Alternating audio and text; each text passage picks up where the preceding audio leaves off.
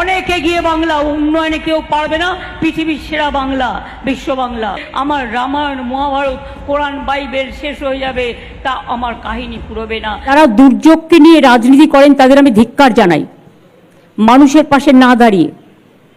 এইটুকু মিনিমাম সৌজন্য তাদের কাছ থেকে আমরা প্রত্যাশা করি। উত্তরাখণ্ডে অত ধস নামার পরেও, অত মানুষের মৃত্যুর পরেও আমরা কিন্তু একটা কথাও বলিনি। বলতে পারতাম, দিল্লিতে যখন জলে টুবুটুবু আমরা বলতে পারতাম, মহারাষ্ট্রে জলে টুবুটুবু আমরা বলতে পারতাম, ইউপিতে জলে টুবুটুবু আমরা বলতে পারতাম। উত্তরাখণ্ড বৈষ্ণো মাতার মন্দির থেকে শুরু করে সব জায়গায় ধস নেমেছে, আমরা বলতে পারতাম। কিন্তু জেনে রাখবেন, ভদ্রতার একটা সীমা আছে। রাজনীতি করলেও আমাদের রাজনৈতিক সীমা লঙ্ঘন করা উচিত নয়।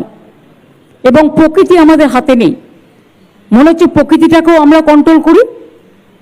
আপনারা জবাব দিন না, ফরাক্কার ড্রেজিং কেন হয়নি? ফরাক্কার জল তো বাংলাদেশকে দিয়েছিলেন, তারপরে তো ড্রেজিং করার কথা ছিল, কেন করেননি? পলি মাটি জমে গিয়ে সেই জলটা আমাদের এখানে চলে আসছে, বিহার ইউপির জলটা ফরাক্কায় আসছে, ফরাক্কা থেকে আমাদের গঙ্গায় আসছে। তা গঙ্গা যদি জল ধারণ ক্ষমতা কমে যায় এবং জলে জলে প্লাবিত হয়, তাহলে কলকাতার জলটা যে আমরা ফেলবো, কোথায় ফেলবো? আমাদের সরকার আসার পরে আমরা 5.5 লক্ষের ওপর পুকুর কেটেছি, সেই জলটাও সেখানে গিয়ে পড়ছে। 500 চেকডাম করেছি, তাতে গিয়ে জল পড়ছে। বাংলার জল বাংলার সামলানোর ক্ষমতা আছে, বাংলার বর্ষা, বাংলার বন্যা যাতে না হয়, কিন্তু বাইরের দায়িত্বও আমাদের কাঁধে আসছে।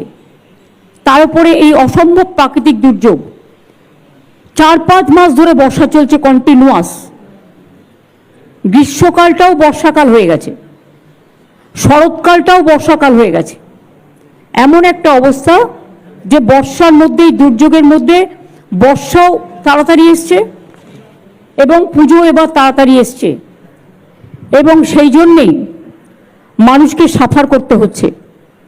যেহেতু কলকাতায় আজকে এত দুর্যোগ হয়েছে বা একটু আশেপাশে, মেট্রোর কাজ হচ্ছে, আমাকে এনকেডিএ থেকে বলা হলো এবং হিটকো থেকে, তাদের সমস্ত মেটেরিয়ালস পড়ে সমস্ত নালীগুলো বন্ধ হয়ে গেছে, ফলে এনকেডিএতে ডুবেছে, এনকেডিএর এরিয়াগুলো, হিটকোর এরিয়াগুলো। এটা আপনাদের মাথায় রাখতে হবে। যারা একটা কাজ করে তারা দিনের পর দিন রাস্তার মধ্যে পাথর ফেলে রেখে দেয়, বালি ফেলে রেখে দেয়, মেটেরিয়াল ফেলে রেখে দেয়, পরে জলটা বেরোবার জায়গাটা হয় না, আর বৃষ্টি হলে সেগুলো নালায় ঢুকে যায়। এটা দায়িত্ব তাদের নিতে হবে, যারা এর জন্য দায়িত্ববান, দায়িত্বশীল। আপনারা নিজেদের লোকেদের বলুন একটু দায়িত্বশীলতার পরিচয় দিতে। আমি এটা বলতাম না যদি আপনারা নিজেরা রাজনীতি না করতেন।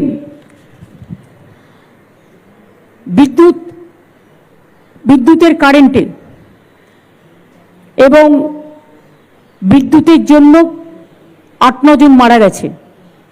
আমি সকালবেলায় সঞ্জীব গোয়েঙ্কার সাথেও কথা বলেছি এবং তাদেরও বলেছি যে আপনাদের যেখানে যেখানে যা তার পড়ে আছে, এটা আমরা দেখি না, এটা রাজ্য সরকারের হাতে নয়, এটা প্রাইভেট সেক্টর, আমাদের সময় নয়, এটা বামফ্রন্ট আমলের সময় থেকে ওরা পেয়েছিল। সেই বিদ্যুতের তারগুলো ঠিকমতো যত্ন করুন। এবং হাওড়ার কিছুটা অঞ্চল তার মধ্যে পড়ে, দক্ষিণ 24 পরগনা, উত্তর 24 পরগনা অনেকটা অঞ্চল পড়ে। যারা মারা গিয়েছে তাদের পরিবারকে সাহায্য করার এবং তারা যাতে কোনো কাজে সুযোগ পায় তার ব্যবস্থা সরকার করবে। কিন্তু বিদ্যুৎ দপ্তরও, বিশেষ করে সিএসসি দপ্তর, তাদের দায়িত্ব অস্বীকার করতে পারে না। তাদেরও 5 লক্ষ টাকা করে কম্পেনসেশন মিনিমামে ফ্যামিলিগুলোকে দেওয়া উচিত। যদিও মৃত্যুর কোনো বিকল্প হয় না। প্রায় 9 জন মারা গেছে ইলেকট্রিকিউশনের জন্য। কলকাতায় মারা গেছেন 8 জন এবং গ্রাম বাংলায় মারা গেছেন 2 জন। একজন বিষ্ণুপুরে আমতলায়, আর একজন মারা গিয়েছেন শাসনে, উত্তর 24 পরগনায়। সুতরাং তাদের দায়িত্ব তারা পালন করবে, আমাদের দায়িত্ব আমরা পালন করব। আমি এখনো বলছি, মৃত্যুর বিকল্প কখনো কোনো টাকা পয়সা দিয়ে হয় না। আর কলকাতার যে 8 জন বিদ্যুতীকরণ হয়েছে তার মধ্যে একজন মোংলাহাটে, সে শেক্সপিয়ার সরণির একটা সিকিউরিটি গার্ড ছিল। আমরা সমস্তটাই খবর রেখেছি সকাল থেকে। এবং গঙ্গার জলটা যতক্ষণ হাই টাইডটা না কমছে, আবার যদি রাতে হাই টাইড হয় তাহলে একটু সতর্ক থাকতে হবে। তবে হাই টাইডটা আমার মনে হচ্ছে আগামীকাল থেকে সম্ভবত লো টাইড হতে পারে। এখন লো টাইড চলছে, কিন্তু আবার রাত্রের দিকে জলটা বাড়বে। আবার এই জন্য কালীঘাট সংলগ্ন অঞ্চল এবং তারপরে যদি বৃষ্টি হয় তাহলে সেটা আবার কিছুটা প্লাবন হবে, কিন্তু তারপরে লো টাইড যখন হবে, জল ধারণের ক্ষমতাটা বাড়বে, তখন আস্তে আস্তে জলগুলো পাম্প করে বের করে দেওয়া যাবে।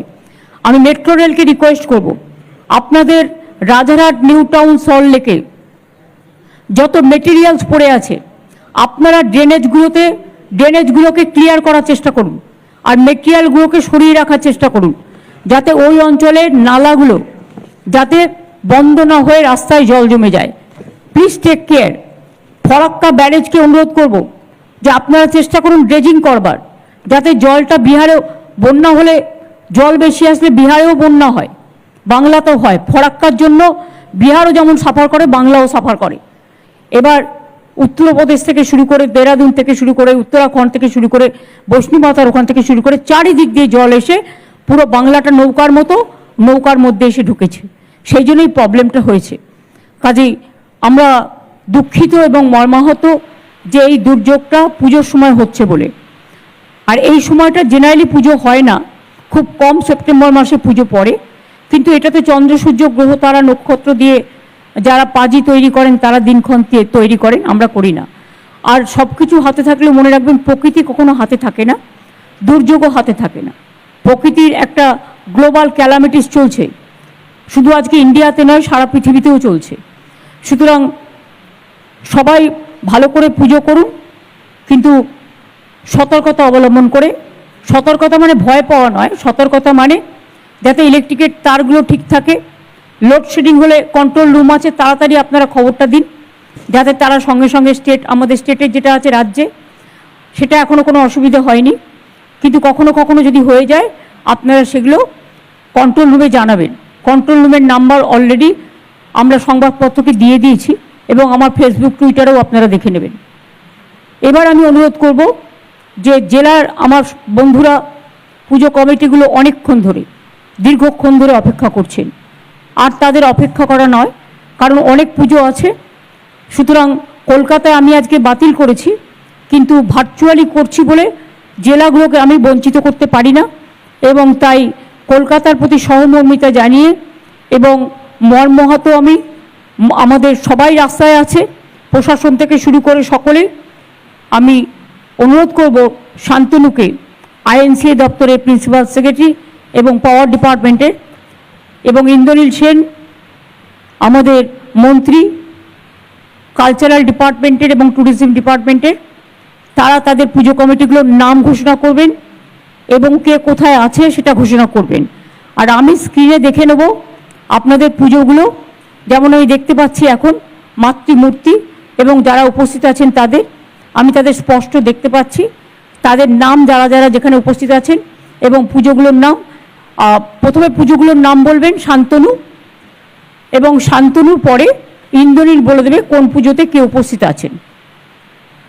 তারপরে ওটা আমি একবারে উদ্বোধন